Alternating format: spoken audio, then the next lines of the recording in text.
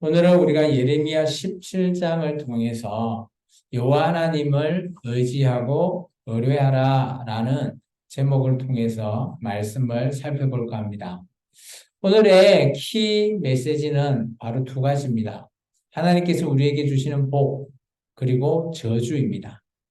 오늘 예레미야 17장은 하나님과 예레미야의 대화 속에서 하나님께서 우리에게 복이라고 하는 이게 원어로 바라크입니다. 하나님 앞에 무릎 꿇을 수 있는, 무릎을 꿇고 경외할 수 있는 그것이 바로 복이라는 거죠.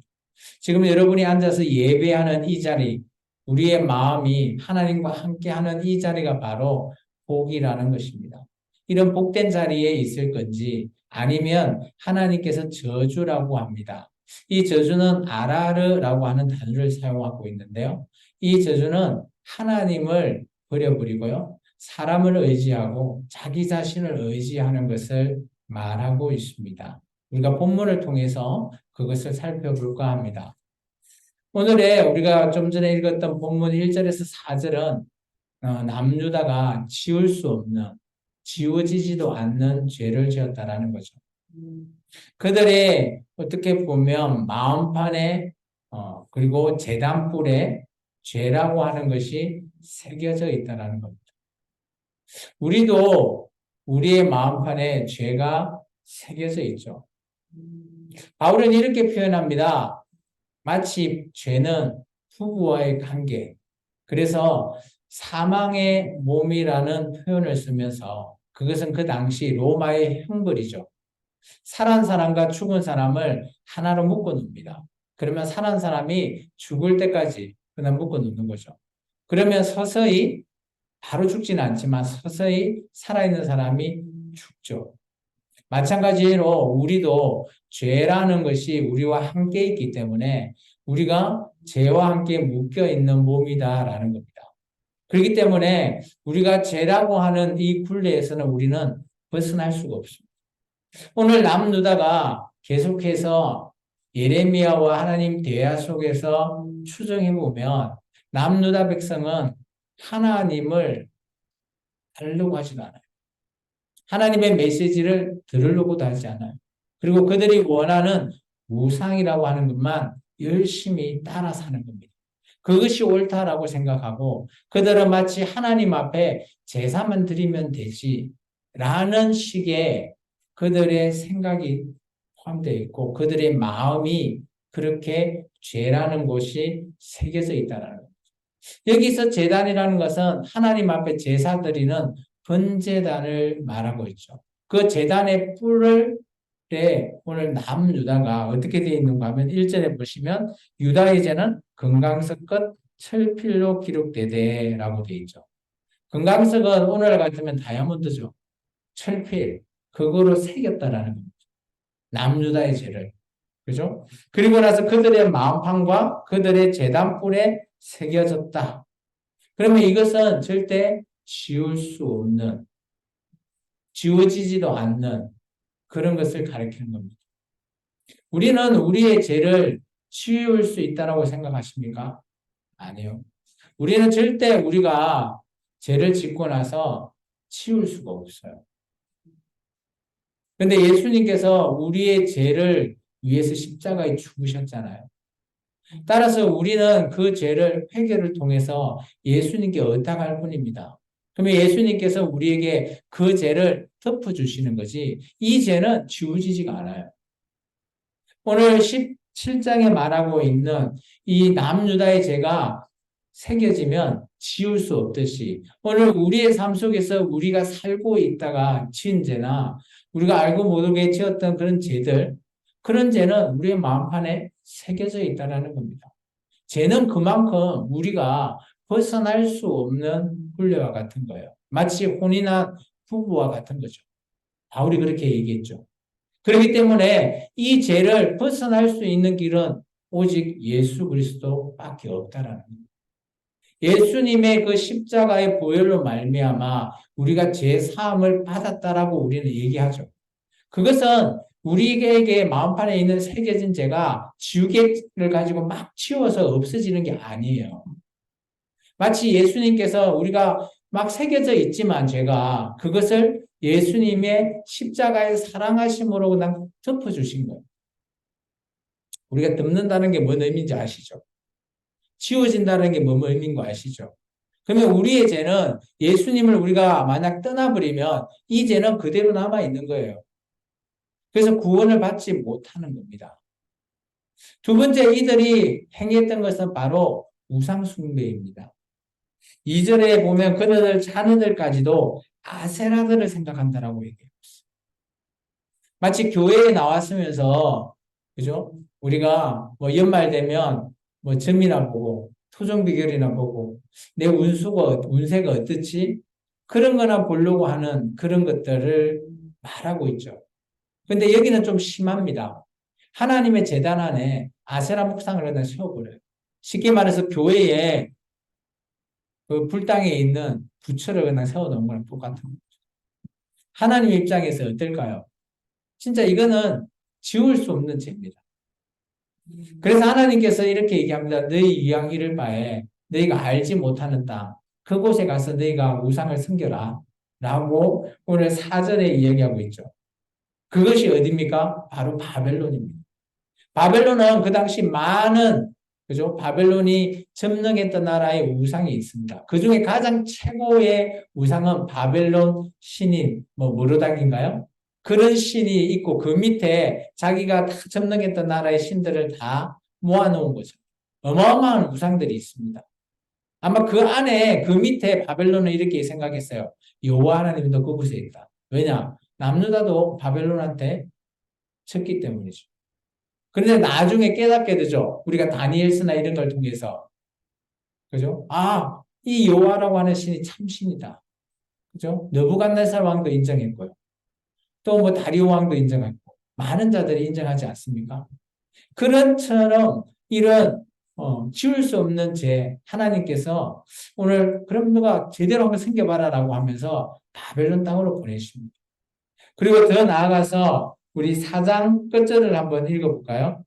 내 노를 맹렬하게 하여 영원히 타는 불을 일으켰다. 이 영원히 타는 불이 뭘까요?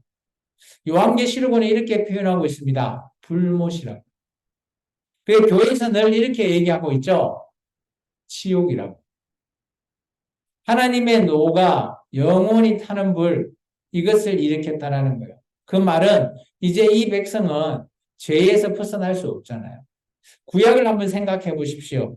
구약은 제사를 드려야지 하나님이 받으셔야지 그들이 1년간 죄 사함을 받은 거예요. 그리고 그 다음에 또 제사를 드려야 돼요. 근데 하나님께서 이들에게 영원히 타는 불 준비해 놨다는 거예요. 그러면 이들은 죄 사함이 없는 겁니다. 그러면 영원히 지옥 백성이 되는 거예요. 우리가 좀 전에 읽었던 1절에가 4절에서 우리가 죄라고 하는 것, 이 죄라는 것이 어디에 새겨져 있냐 우리가 기억하셔야 됩니다.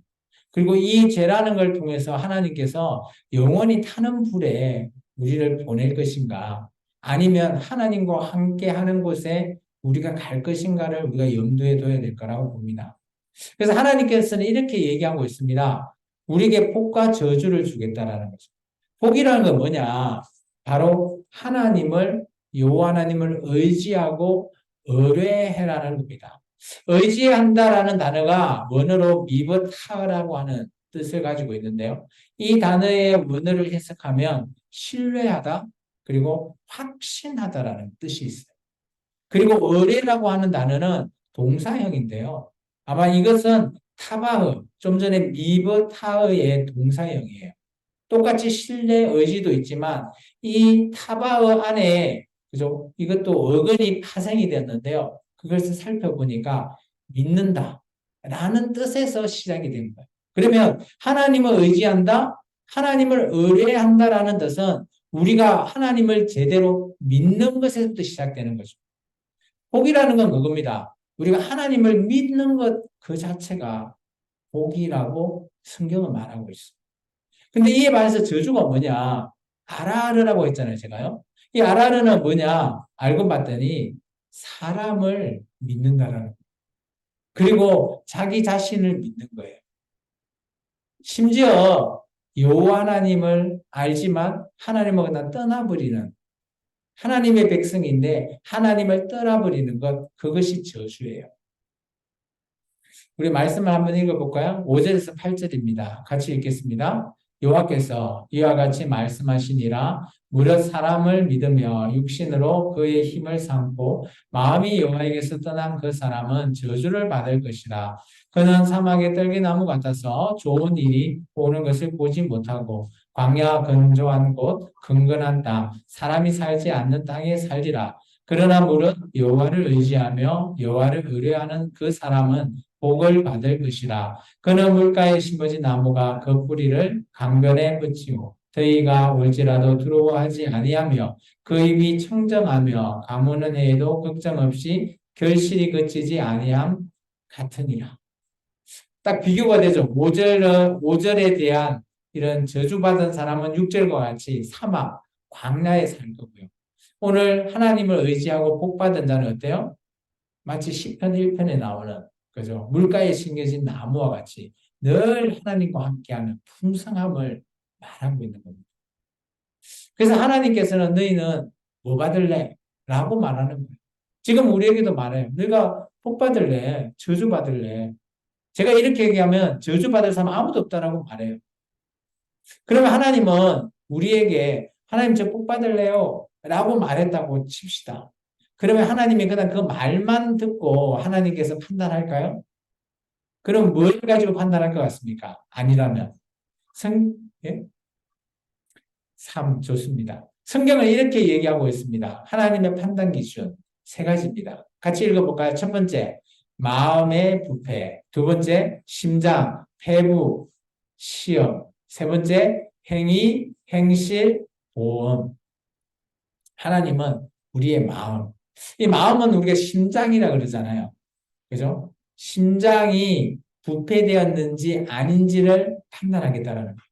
부패가 뭔가 아시죠? 생선을 오래 놔두면 부패되죠. 냄새가 나고요. 썩고. 그걸 부패라고 합니다. 우리의 마음이 하나님 앞에서 부패되었는지를 하나님은 판단해요.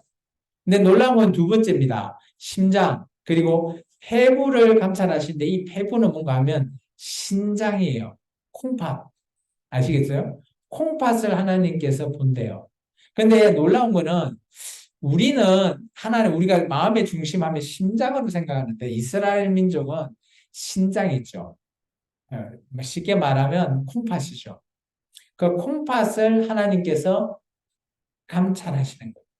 그것이 마음의 중심이다라고 이스라엘 민족은 생각했습니다.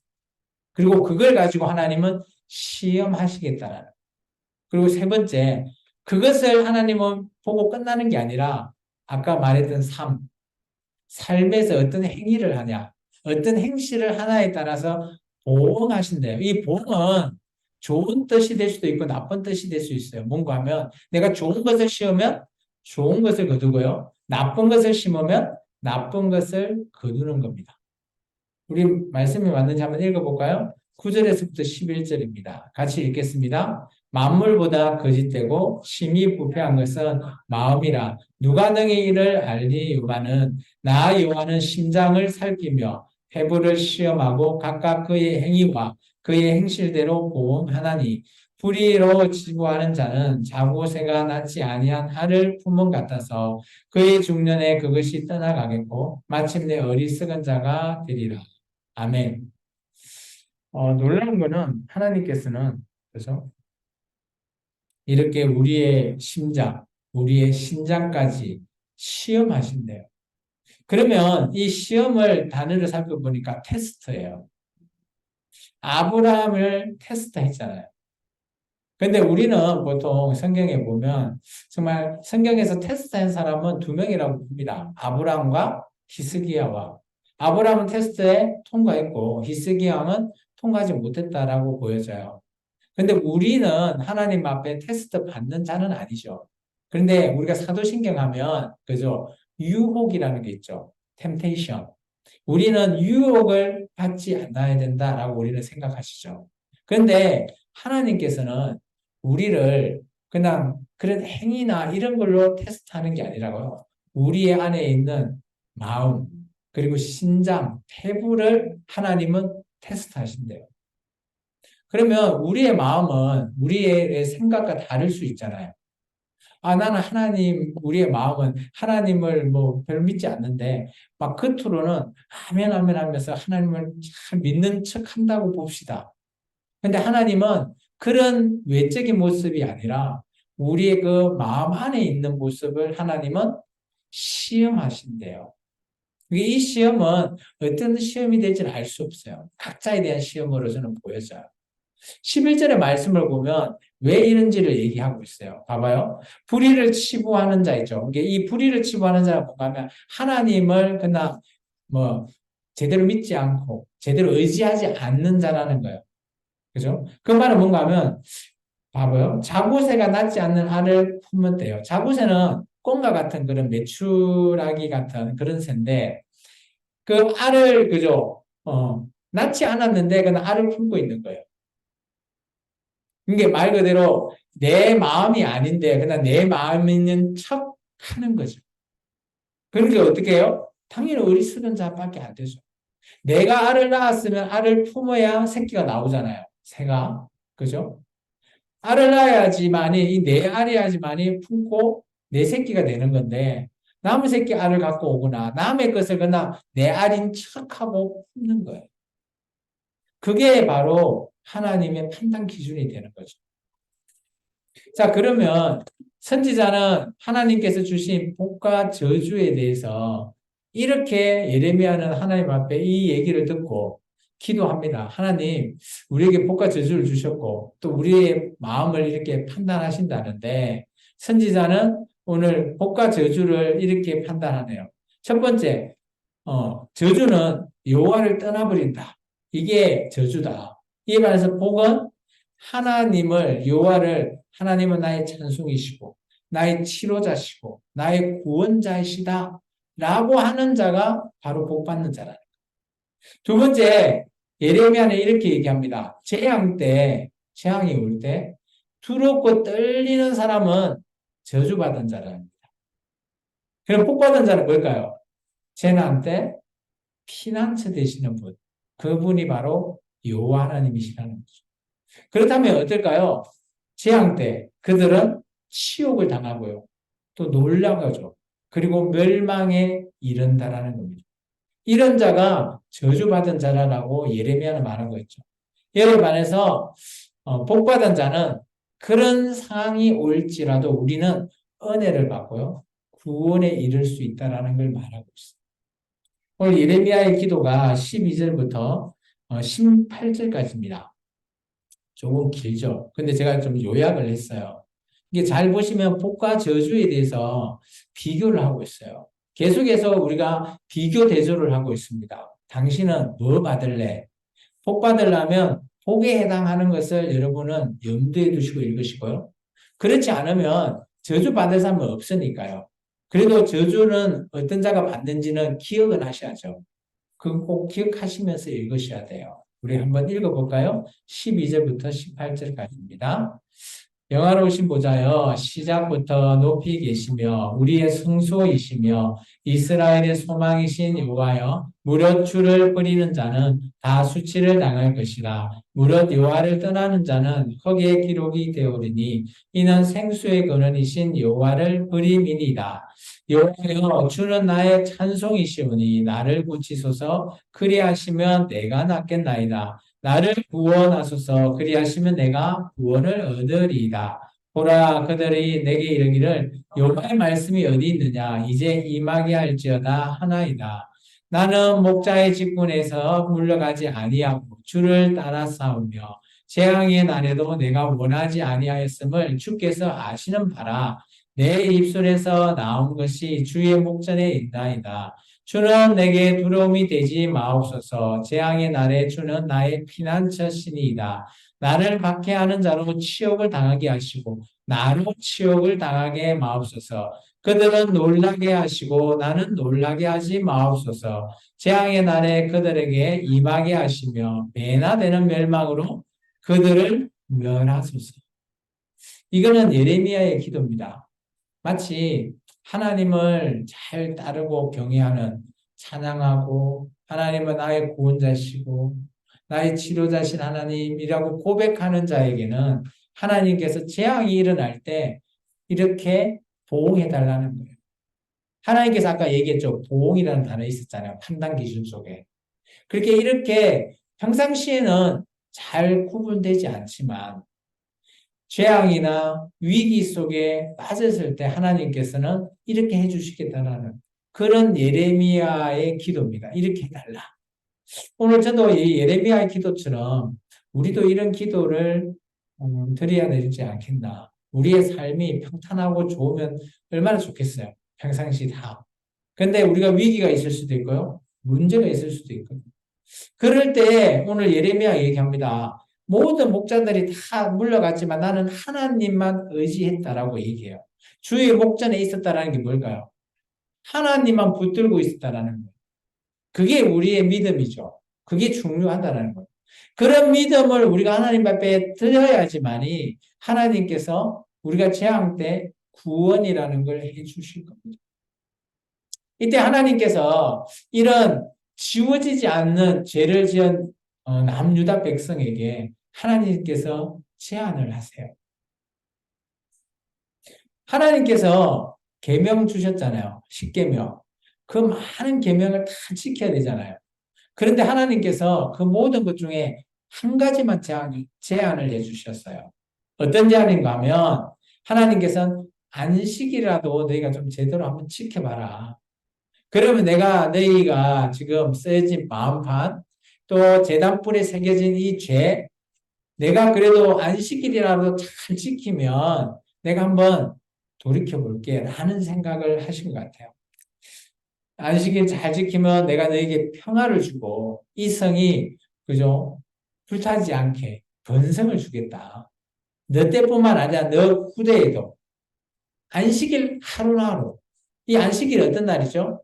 이들에게는 중요한 하나님을 만나는 날이잖아요. 그리고 쉬는 날이죠. 오늘 우리 같으면 어때요? 바로 오늘입니다. 주일이죠. 하나님께 예배 드리는 날입니다. 이거라도 잘 지키면 내가 너에게 평화를 주고 번성을 주겠다. 근데 이에 반해서 너희가 지키지 않으면 어떻게 하겠다고? 내가 오늘 이 성을 불태우겠다. 그리고 아까 얘기했죠. 하나님이 꺼지지 않는 불. 불못. 이것을 불못으로 만들겠다. 참 너무 극단적이긴 하지만 그래도 하나님께서는 왜 이런 얘기를 했을까요? 이들이 하고 있는 모든 행위가 하나님 보기에 좋지 않아요. 우리의 자녀가 그죠? 부모의 마음에 뭐 100% 마음에 드는 자녀가 어디 있겠습니까? 정말 말씀을 이렇게 피우면서 그런 많은 자녀의 그걸 보면 그래도 한 가지 제안할 수 있죠. 야, 너 이거 한 가지만 지켜. 그러면 너 다른 거 안 지킨 거 내가 용서해 줄게. 뭐 우리 이렇게 제안할 때 있죠. 하나님이 마치 그런 것 같아요. 이 백성은 하나님과 정반대의 길을 가고 있어요. 근데 오늘 안식일 예배 한 번이라도 네가 좀 잘 지켜봐라. 이거 한 번. 예배 드리는 거 너 정말 정성껏 한번 잘 드리봐. 그러면 내가 너 완전히 다르게 만들어줄게. 라고 말합니다. 그러면서 미리 제안을 하죠. 잘 지키면 이렇게 해주겠다? 그렇지 않으면 이렇게 될 거야. 경고까지도 합니다. 한번 말씀을 읽어볼까요? 우리 19절부터 말씀을 한번 읽어보겠습니다. 23절까지입니다. 같이 읽겠습니다. 여호와께서 내게 이와 같이 말씀하시되 너는 가서 유다 왕들이 출입하는 평민의 문과 예루살렘 모든 문에 서서 무리에게 이르기를 계속 읽으세요.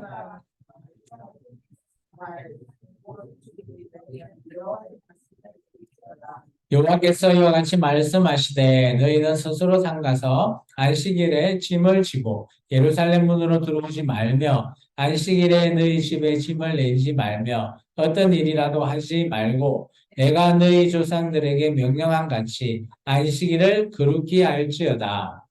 그들은 순종하지 아니하며 귀를 기울이지 아니하며 그 몫을 곱게 하지 듣지 아니하며 교훈받지 아니하였느니라. 계속해서 읽을게요. 여호와의 말씀이니라. 너희가 만일 삼가 나를 순종하여 안식일에 짐을 지고 이 성문으로 들어오지 아니하며 안식일을 거룩히 하여 어떤 일이라도 하지 아니하면 다윗의 왕위에 앉아 있는 왕들과 보관들이 병거와 말을 타고 이 성문으로 들어오되 그들과 유다 모든 백성과 예루살렘 주민들이 함께 그리할 것이요 이 성은 영원히 있을 것이며 사람들이 유다 성읍들과 예루살렘의 둘린 곳과 베냐민 땅과 평지와 산지와 네겝으로부터 와서 번제와 희생과 소제와 유황과 감사 제물을 여호와의 성전에 가져오려니와 27절까지요. 그러나 만일 너희가 나를 순종하지 아니하고 안식일을 거룩하게 하지 아니하여 안식일에 짐을 지고 예루살렘 문으로 들어오면 내가 성문에 불을 놓아 예루살렘 궁전을 삼키게 하리니 그 불이 꺼지지 아니하리라 하셨다 할지니라 하시니라. 아멘. 하나님의 말씀을 예레미야가 백성들에게 말하죠.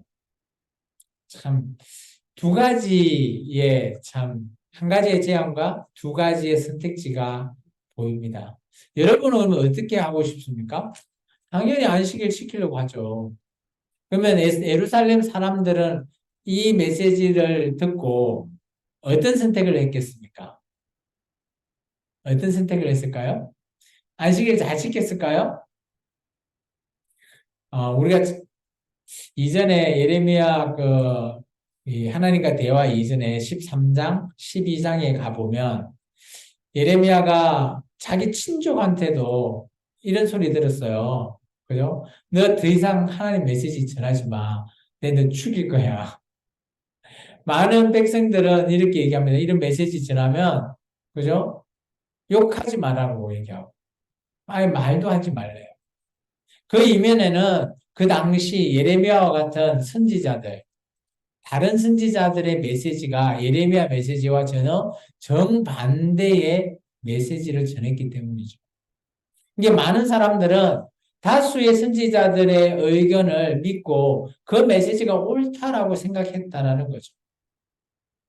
근데 하나님의 제대로 된 메시지를 전한 예레미야는 왕따가 되어버렸어요. 근데 이런 메시지를 전한다고 이 백성들이 알아먹고 순종할까요? 저는 순종하지 않을 거라 봅니다. 그런데 왜 이런 대화를 하나님께서 예레미야에게 할까요? 저는 이렇게 봅니다. 하나님의 정말 진정한 뜻, 하나님이 말하고자 하는 그 뜻을 누군가 한 명은 제발 좀 들어주길 바란다는 거죠. 하나님도 엄청 답답했을 거예요. 내가 원하는 거는 그들 죽이는 게 아닌데, 이들이 정말 내 뜻 한 명이라도 좀 들으면, 정말 그 한 명을 위해서 내가 이 백성들을 안 죽일 수도 있고, 그 뜻을 돌이킬 수도 있을 생각도 하고 있다라는 거죠. 예레미야는 이런 메시지를 들으면 마음이 참 착잡했을 것 같아요. 그죠? 쉽지 않겠죠. 또 자기들 민족이고, 또 나가면 같이 늘 얼굴을 맞대는 사람들인데, 그 사람들이 이제 뭐 당장 이제 죽을 것 같으니까, 하나님의 메시지에 의하면, 그죠? 근데 예레미야가 이 메시지를 전하고 나서 불과 10년에서 한 15년 이후에 그대로 이 사건이 일어납니다. 잘 한번 생각해 볼까요? 우리도 10년 이후에 이런 메시지가 일어난다라고 생각해 보세요. 이 메시지가. 우리는 어떻게 해야 되죠? 정신 바짝 차리고 정말 예배 열심히 드리고 해야 되잖아요. 근데 많은 사람들이 그거 아니야. 그가 전하는 메시지 가짜야. 라고 매도해버리고 이 메시지가 전해지지 않는다면. 근데 시간은 갈 겁니다. 근데 10년 후에 이 메시지처럼 이 백성, 이 불이 예루살렘이 그냥 불타버려요. 참 너무 안타까운 거죠. 그래서 하나님이 원하는 이 메시지를 듣는 자 한 명, 그 한 명을 하나님은 원하시는 거죠. 오늘 말씀을 한번 정리해 보겠습니다. 참 우상숭배라고 하는 것은 하나님 보시기에도 지울 수 없는 죄라고 생각되어져요. 그래서 우리가 너무 쉽게 생각하면 안 돼요. 내가 예수 그리스도로 말미암아 그죠? 은혜를 입어서 이제 예수님과 언약을 맺었잖아요. 이제 조금 있으면 성찬도 하겠는데 이 언약을 맺은 걸 우리가 왜 기억해야 되는지가 참 중요하다고 저는 생각돼요. 우리가 예수님을 언약을 맺고 요 하나님을 믿겠다라고 시작했잖아요. 그러면 이 요 하나님 외에 어떤 신도 믿으면 안 되는 거죠. 근데 이게 하나님의 십계명 중에 1계명이거든요. 근데 중요한 것은 이것을 지키지 않으면 하나님 보시기에도 이거는 지울 수 없는 죄라는 거예요. 근데 하나님은 우리에게 언제나 우리의 삶 가운데 복과 저주를 우리가 선택할 수 있게끔 열어놓으셨어요. 복의 길, 저주의 길을 열어놨단 말이에요. 선택은 우리의 몫입니다. 혹자는 이렇게 얘기합니다. 아담 때 왜 선악과를 만들어 놔가지고 따먹게 했냐고. 하나님은 우리에게 선택의 기회를 주셨어요. 강압하지 않으셔요. 선택한 우리가 책임지는 겁니다. 하나님은 또한 우리의 마음을 판단하시죠. 폐부, 신장을 하나님은 시험하신다고 하셨어요. 그래서 우리가 어떤 마음으로 내가 하나님을 경외해야 되는지 정말 우리는 우리의 마음과 우리의 생각을 우리는 알잖아요. 하나님도 아신다라고 우리는 늘 생각하셔야 돼요. 내가 남은 속일 수 있겠지만 하나님은 속일 수 없다라는 생각을 하시면 내 마음을 고쳐 먹을 수 있다라고 저는 생각되십니다. 네 번째는 저주하는 자 안에서도 저주받는 자의 삶 가운데서도 하나님께서는 기회를 주시죠. 안식일이라도 지켜라. 지금 같으면 야 예배라도 제대로 드리면 너 저주받는 자지만 이제 구원해 줄게라는 거죠. 세상에 믿지 않는 자에게 예수를 믿어봐. 그러면 내가 구원해 줄게라고 하는 기회가 아직까지 교회에게는 있습니다. 우리 너무 감사해야 되죠. 이 기회가 언제 사라질지 알 수 없어요. 지금 우리 교회를 통해서 믿지 않는 자를 전도하는 것, 우리는 피곤하죠. 요즘 전도도 안 되고 너무 힘들어요. 압니다. 그런데 왜 전도해야 되냐? 그 한 명에게도 하나님이 원하시는 그 기회를 우리가 주는 거예요. 이게 정말 중요한 거죠. 정말 하나님의 이 메시지를 듣지 않고 하나님 품으로 가게 되면 뻔하죠. 지옥 갈 거 뻔하다라고 생각하잖아요, 우리가. 근데 그 자에게 우리가 기회를 주는 거예요. 하나님 앞에서 복을 받는 기회, 저주받는 기회가 아니고 그렇게 우리가 전도를 하셔야 된다고 봅니다. 그리고 마지막 하나님께서는 그 기회 중에 한 가지 우리의 많은 것을 보겠죠. 근데 우리는 모든 것을 잘할 수 없어요. 내가 막 기도도 잘하고 뭐 찬양도 잘하고 성경도 잘 읽고 뭐 예배도 잘 드리고 봉사도 잘하고 이런 것 많이 있는데 다 잘하려고 하지 마십시오. 하나님께서도 한 가지 제안하시잖아요. 너 뭐 잘하는 거 있는 거 아는데 못하는 것도 많아. 그렇지만 한 가지는 좀 잘해달라는 거예요. 뭐냐? 바로 예배입니다. 예배 하나는 정말 잘 좀 지켜요. 그래야지 네가 하나님 앞에 구원받는 기회를 산다라는 표현을 바울은 빌립보서에서 얘기하고 있어요. 기회를 살아. 우리가 예배를라도 제대로 드려야지 구원의 기회를 사는 거예요. 우리 또한. 지금 우리가 교회에 나와서 제가 얘기했죠. 교회에 나왔다고 우리가 100% 구원을 받았다? 확답할 수 없대도요. 그러면 지금 우리도 구원의 기회를 사야 돼요. 지금 이 자리에 앉아서 예배 드리는 여러분도 구원의 기회를 사시기 바랍니다. 이게 오늘 예레미야 17장의 메시지예요. 이제 말씀을 이것으로 마무리할까 합니다. 같이 우리 앞에 화면 보시고 여기 보세요. 여기 보세요. 앞에 화면 보시고 말씀 같이 한번 읽고 마무리하죠. 같이 읽습니다. 하나님의 뜻, 사람은 교회가 예수님으로 말미암아 구원의 기회를 사는 것이다. 아멘. 믿으십니까? 하나님의 사랑, 뜻은 우리가 예수를 믿는다라는 것, 예수님으로 말미암아 우리가 구원이라고 하는, 아직까지 우리는 구원의 진행형이에요. 그 구원을 나중에 완료할 때까지는 기회를 사야 돼요. 예배로 기회를 사고요. 찬양으로 하나님께 드리며 기회를 사고요. 다른 많은 것들로 하나님 앞에 기회를 사시기 바랍니다. 기도하겠습니다. 주님 감사합니다. 오늘도 주님